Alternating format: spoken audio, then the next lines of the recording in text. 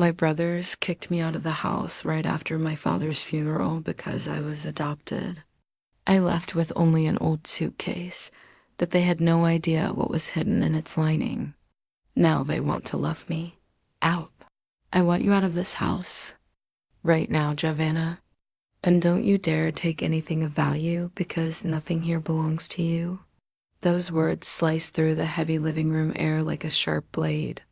I was still wearing the black clothes from the funeral, still smelling. The flowers from the casket wreath clinging to my dress when my older brother Rogerio pointed to the door. Beside him, my sister Claudia crossed her arms with a smug smile she didn't even try to hide, despite having buried our father less than 3 hours ago. "You can't do this," I said, my voice trembling, choked with the tears I was holding. Dad was just buried. This is my home too.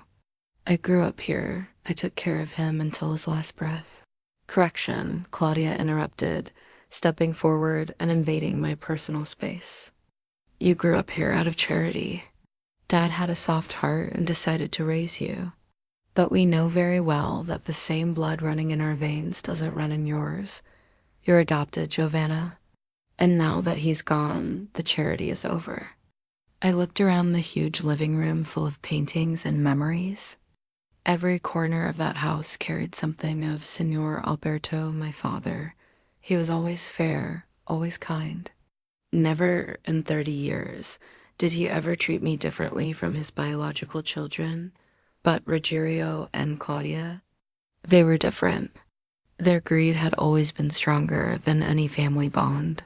While I spent sleepless nights in the hospital holding Dad's hand, they were off traveling or too busy spending the generous allowance he gave them.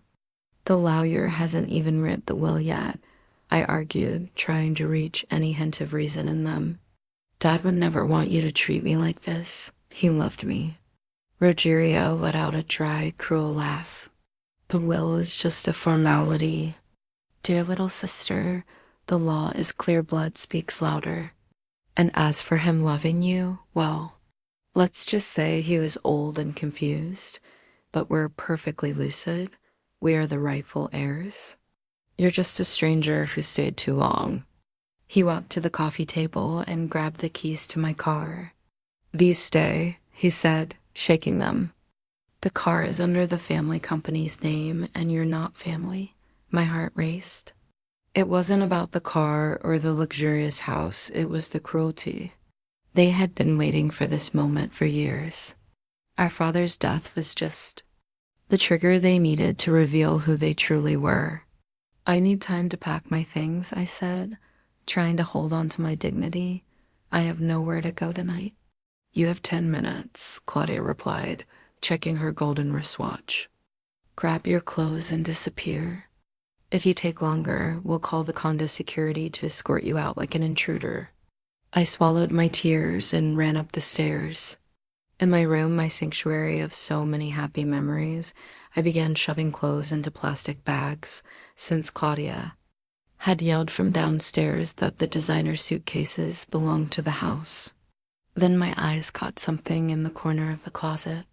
Forgotten and covered in dust was the old brown leather suitcase. I froze. 2 weeks earlier, I remembered it perfectly. Dad, frail in his hospital bed, had asked me to retrieve that specific suitcase from the attic and keep it in my room. Joanna, my daughter, he whispered weakly. This suitcase traveled the world with me before I had money.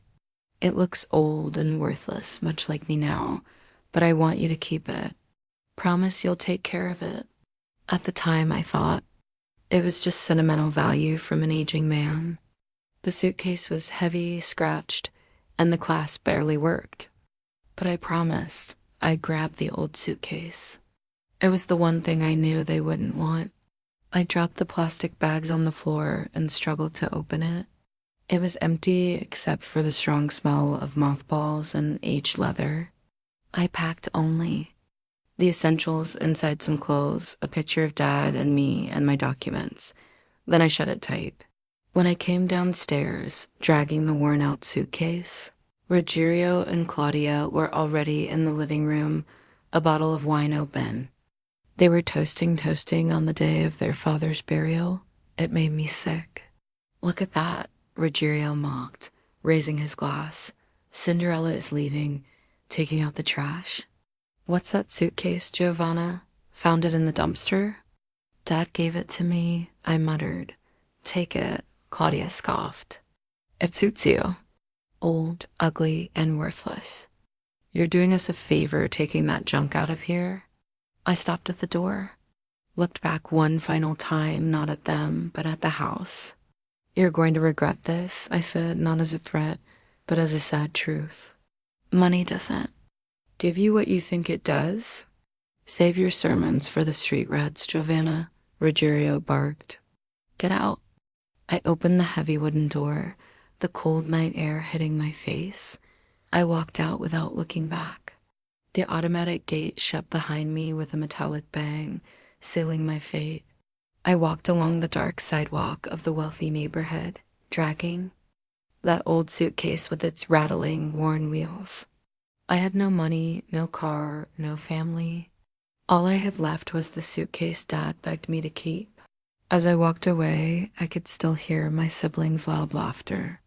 They were celebrating their cleanup, celebrating the fortune they believed was already theirs. They thought they had won, thought they had taken everything that mattered, but they didn't know. The true inheritance wasn't in that mansion or in the imported cars. As I tightened my grip on the old suitcase handle, I felt something strange like Dad was still protecting me. They kept the house, yes, but I had the suitcase. And I had no idea yet what that battered object would mean for my future and their downfall. I eventually found a cheap room in a downtown boarding house. The room was tiny, musty, with a window facing a brick wall, a brutal contrast to the luxury I had woken up in that morning. I sat on the hard bed, exhausted. I hadn't cried nearly enough. Grief mixed with the humiliation of being thrown out, like a stray dog by my own siblings. My eyes drifted to the suitcase in the corner, the only thing I had left. Then I heard Dad's voice in my memory, clear as if he were beside me. Giovanna, when you're alone and safe, check the lining. Don't forget the lining. At the time, I thought it was a medicated delirium. Now it was the only instruction I had. I pulled the suitcase onto the bed. The leather was dry, cracked with age. I opened the stubborn clasp. Only my wrinkled clothes inside. I ran my hands across the suitcase's internal lining, once red satin, now brown with time.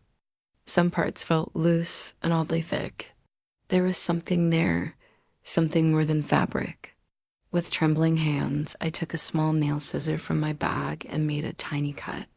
The ripping sound echoed in the silence. I slipped my finger inside and felt paper, thick, high-quality paper. My heart jumped to my throat. I ripped the lining wide open. What spilled onto the faded bedspread made me lose my breath, not cash documents. Dozens of them. The first was a deed to a commercial building downtown worth millions, but the owner field wasn't filled. It was blank, transferable by possession, with a signed power of attorney from my father. Another paper stocks, old investment bonds. And then the most shocking, certificates for gold bars stored in a private vault, and the key taped to the hidden compartment. I began to cry, not from sadness, but from shock. Dad knew. He knew exactly who Ruggiero and Claudia were. He knew that the moment he closed his eyes, they would take everything from me. He didn't leave his fortune in the bank where the law would force it to be divided. He converted his entire liquid wealth into these documents and hid them in. The one object he knew my siblings would despise, an old, ugly, worthless suitcase. As I held that fortune in my lap, still not knowing what to do with it, miles away at the mansion, the very scene I had feared was unfolding. I only learned the details later from the family lawyer himself, Dr. Helio, who had always liked me. According to what he told me, the morning after my expulsion, Ruggiero and Claudia called an emergency meeting to access the accounts. They arrived at Dr. Helio's office wearing triumphant smiles, already making plans to buy boats and trade their cars for newer ones. Dr. Helio, Ruggiero said, sitting down without being invited. Let's skip the bureaucracy. We want access to Dad's main accounts.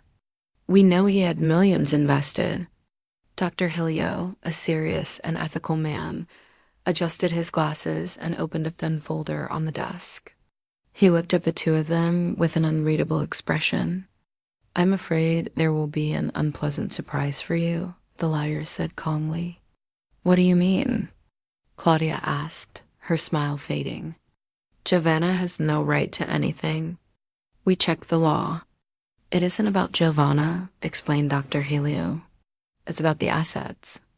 In the last few weeks, your father liquidated almost all of his financial investments. He sold stocks, withdrew funds, and emptied savings. What do you mean emptied? Ruggiero shouted, standing up. That money has to be somewhere. He didn't spend millions at the hospital. The money was converted into physical assets and bare bones. The liar continued, pulling out a copy of the updated will. And here, in the final clause of the will, he makes it very clear, all the contents of my residence are to be given to my children, Ruggiero and Claudia, except my old brown leather suitcase and everything inside it, which must be delivered to my daughter Joanna. A deadly silence fell over the room. Ruggiero went pale, looking like he might faint. Claudia brought her hand to her mouth, eyes wide in horror. The suitcase? Claudia whispered, her voice breaking. That old suitcase? What's in the suitcase, doctor? Ruggiero demanded, sweating. According to your father's notes, the lawyer said, consulting the document, the suitcase contains the paperwork proving ownership of 90% of the family's real assets. Whoever has the suitcase has the inheritance. What's left in the bank accounts you inherited hardly covers the mansion's maintenance debts and this office's fees. Ruggiero collapsed back into the chair, hands on his head. They had just thrown out the only person who held the key to their wealth. Worse, they had personally ensured that I took the suitcase with me. They practically handed me the inheritance and shoved me out the door. Back in my tiny room at the boarding house, I was still sorting through the papers when my cell phone silence since the funeral began to vibrate. I looked at the screen. It was Claudia. I ignored it. 2 seconds later, it rang again. Ruggiero? Ignored. Then the messages started. The phone wouldn't stop buzzing. Gigi, my dear sister, where are you? We're worried, Claudia wrote. Joanna, please answer. We were too harsh. Yesterday we were stressed from grief, Ruggiero added. Come back home, we're family. I read the messages with a mix of disgust and disbelief. Gigi, they hadn't called me that since I was 5. Their fake concern oozed through the screen. They weren't worried about me. They were desperate for the suitcase. The phone rang again. This time I let it go to voicemail. They were realizing the colossal mistake they had made. The irony was delicious. They kicked me out because they thought I wanted their money, but in doing so, they guaranteed that the money walked right out the door with me. I looked at the open suitcase, the ripped lining revealing the treasure. My father, even after death, had given me the weapon I needed to defend myself. Now I had the power. And for the first time in my life, my siblings needed me far more than I needed them. But I wasn't going to make things easy. They wanted to play dirty? Fine. They were about to see how the adopted little sister played the game. It didn't take long for them to find me. I knew they would. In fact, I was waiting for it. I was still in the same small room at the boarding house, but my posture had changed. I was no longer the frightened, grieving sister who had left with her head down. Now I was in control. Late in the afternoon, there were insistent knocks on the thin wooden door. Joanna, it's Claudia. Please open the door. We need to talk. I took a deep breath, smoothed my skirt, and unlocked the door. In the dim hallway, Rogério and Claudia looked like fish out of water. Rogério wore a suit more expensive than the entire building, and Claudia held an enormous basket of chocolates and flowers, smiling so forcefully it looked painful. "My dear," Claudia exclaimed, trying to hug me, but I stepped back, cold and unmoved. Embarrassed, she extended the basket instead. "We brought this for you. We were so worried when we saw you'd come to such a modest place." "May we come in?" Rogério asked, trying to sound humble, though his eyes darted past me, searching the room. I stepped aside. They came in awkwardly, bumping into the bed and the only chair. The tension was thick. I leaned back against the closed door, arms crossed, waiting for their little performance. "Look, Joanna," Rogério began, clearing his throat. "We came to apologize, truly. Yesterday was hard for all of us. Grief messes with people's heads, you know? We said things we didn't mean," Claudia added, voice sugary and nauseating. "We're a family. Dad would want us united. It doesn't make sense for you to stay in a horrible place like this when your room is waiting for you at the mansion." I almost laughed. It was pathetic. If I hadn't known about the will, maybe in a moment of weakness I would have believed their lies. But I knew. They didn't want their sister back. They wanted what their sister had taken. "You kicked me out," I said calmly. "You said I wasn't family, that I didn't share your blood." "Oh, nonsense," Rogério said, waving a nervous hand. "It was the stress. Forget that. Come home with us now." Then Rogério's eyes finally landed where he wanted. On the bed. The open, empty suitcase. I watched his pupils dilate. He nudged Claudia with his elbow. "Oh, look," Claudia said, walking toward the bed casually. "Dad's suitcase. You still have it?" "Yes," I replied. "The old junk, as you called it. We were thinking," Rogério said quickly, stepping forward. "That suitcase holds enormous sentimental value for us, too. Dad traveled everywhere with it. We'd like to put it in a display case in his office as a tribute." "A tribute," Claudia echoed, reaching out to touch the leather. "It should stay in the main house, don't you think?" I moved from the door to the bed, placing myself between them and the suitcase. "Funny," I said, staring straight at Claudia. "Yesterday you said it was trash, that I was doing you a favor by taking it away. What changed in 24 hours? Did the sentimental value suddenly increase, or did you speak with Dr. Helio?" Claudia's smile faltered and vanished. Rogério's face flushed red. The happy family act evaporated. "Don't play stupid, Joanna," Rogério growled, dropping the gentle tone. "We know what's inside. Dr. Helio told us. The documents and bonds belong to the family, to Dad's estate." "Exactly," I said. And Dad's estate clearly stated, whoever ends up with the suitcase ends up with its contents.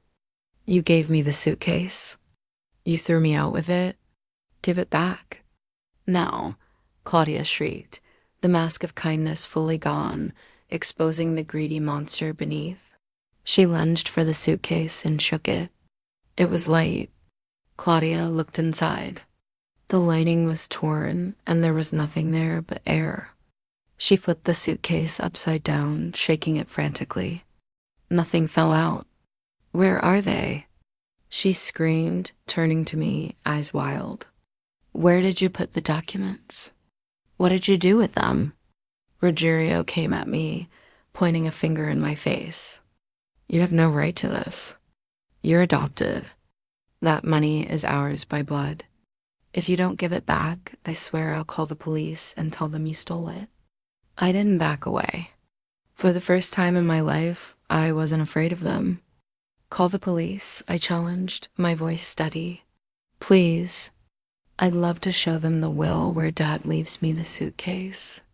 And I'd love to show them the neighbor's security footage of you two throwing me out with it. I walked to my purse on the bedside table and pulled out a blue folder. "Are you looking for this?" I asked, pulling out a few sheets of paper. They lurched forward to grab them, but I raised my hand. "Not so fast. These are just certified copies." "The originals?" I smiled. "Oh, the originals are already in a bank vault. Registered in my name, protected, and secured. Not even I can access the originals without scheduling it 48 hours in advance." Rogerio froze. Claudia looked like she was about to have a nervous breakdown right there. You registered everything?" Rogerio stammered. "Everything," I confirmed, feeling a cold, satisfying wave of revenge wash over me. "The properties, the stocks, the gold, everything was legally transferred this morning. Dr. Helio was very efficient in carrying out Dad's final wishes." "You stole our life," Claudia sobbed, now tears of rage, not sadness. "How are we supposed to maintain the house? The club fees, the car's dad's accounts are empty." "That's not my problem," I replied, opening the door to my room again and pointing toward the hallway. "You got the house, remember? The luxurious house, the expensive furniture. Enjoy it, but the upkeep? You'll have to work to pay for that." Rogerio was livid. He knew he had lost. He knew their arrogance the day before had cost them everything. "This won't end like this," he muttered, the empty threat hissing through his teeth. "It already has," I shot back. "Now, please leave my room. Unlike you two, I have decency and I won't call security to kick you out, but my patience is short." They left defeated, humiliated, furious. Claudia cast one last desperate look at the empty suitcase on the bed before disappearing down the hallway. I closed the door and locked it. Resting my forehead against the cool wood, I took a deep breath. The confrontation had been awful but necessary. They finally understood that the foolish little sister no longer existed. The game had changed, but I knew the full impact of their financial reality hadn't hit yet. That would happen over the next few months, and I would watch from afar as their sandcastle empire collapsed. The months that followed were a painful reality check for Rogerio and Claudia. Dr. Helio was relentless in enforcing the will. The law was clear. They inherited the real estate and the physical belongings in the house, but they also inherited every tax responsibility, every maintenance debt, every overdue payment that my father had been quietly renegotiating. Without the hidden cash flow stored in the suitcase and now safely invested by me, the family mansion stopped being a palace and became a financial black hole. I watched everything from a distance, but news travels fast. I heard the crystalline pool turn green for lack of treatment. The garden, my late mother's pride, became an overgrown jungle. The electricity was cut off twice for non-payment. My siblings, who had never worked a single day in their lives, learned the hard way that living for appearances is expensive. They tried selling the house for what they thought it was worth, an absurd amount, but the real estate market was down, and no one wanted an old mansion needing urgent repairs. Desperation came knocking once lawsuits started piling up. That's when my phone rang. It was Rogerio. His voice no longer carried the arrogance of the man who had kicked me out months earlier. He sounded tired, defeated. "Joanna," he began, stammering. We need help. We're losing the house. The bank will take it if we don't pay the overdue refinancing installments." I took a deep breath as I sat on the balcony of my new apartment. A comfortable, bright place with a view of the city park. Everything bought with my own money, not flashy, but peaceful. "I'm sorry to hear that, Rogerio," I replied, keeping my voice neutral. "You have the money, Joanna?" he said, with a mix of pleading and entitlement. "Dad left you millions. It's family money. You can't let your siblings end up on the street. Just lend us some. We'll pay you back when we sell the house." I remembered the night of the funeral. My clothes thrown on the ground. Claudia's mocking laughter. The sentence, "You're not family." "Rogerio," I said slowly so he would understand every word. "When I left that house with nothing, you told me I wasn't your sister. You told me to disappear. I'm just respecting your wishes." "Joanna, please," he whined. "No, Rogerio. That wasn't the heat of the moment. That was your character. The money Dad left me isn't meant to support the luxury of people who never respected me. It's meant to build my future. I'm not lending anything. Learn to live with what you have, just like I had to when you threw me out with nothing." I hung up the phone and blocked his number. It was the last time I spoke to him. Weeks later, the mansion was sold in a rush for a ridiculous amount far below market value to an investor who only wanted the land. The money barely covered the accumulated debts and the lawyers. What remained was a pitiful sum that Rogerio and Claudia had to split. I heard the fight over those crumbs was ugly. The same siblings who had been so united in mistreating me became mortal enemies when the money dried up. Claudia moved to a tiny apartment on the outskirts of town and had to get a job as a receptionist to survive. Rogerio burned through his share trying to maintain appearances and ended up living in a friend's spare room, owing money to half the city. While their world collapsed, mine was rebuilt. I used part of the inheritance to invest in my own business, something I had always dreamed of but never had the courage to do. The rest I invested safely, ensuring I would never lack anything again. But my greatest investment was in myself. One day, I took the old leather suitcase to a specialized restorer downtown. "It's a magnificent piece," the bespectacled man said, running his hand over the dried leather. "Genuine Italian leather from the 1970s. It's very worn, but the structure is noble." "Worth saving?" "Yes," I said, smiling. "It saved my life. Now it's my turn to save it." The process took a while, but when I returned to pick it up, I could hardly believe it. The leather was hydrated, glowing with a deep cognac color. The golden metal pieces shined like new. The torn lining had been replaced with soft velvet. It was beautiful, strong, and ready for new journeys. The final scene of this story takes place at the international airport. I'm standing before the departure board, holding the firm handle of my restored suitcase. My destination, the place my father always dreamed of taking me, but never had the time. Tuscany, Italy. I look at my reflection in the glass. I no longer see the frightened, rejected girl. I see a strong, independent, free woman. My siblings wanted me to disappear, and in a way I did. I disappeared from their toxic lives so I could appear in my own. They were left with greed and ended up with nothing. I was left with my father's love, symbolized in that old suitcase, and ended up with everything. I walked toward the boarding gate, the suitcase wheels gliding smoothly over the polished floor. The only weight I carry now is that of my clothes and my dreams. The bitterness is gone. Justice was served not by my hands, but by destiny. Dad was right. The greatest treasure isn't what you show others, but what you carry within. And as I board the plane to see the world, I know he is with me in every step, and every new memory I will store in this suitcase. I am finally free.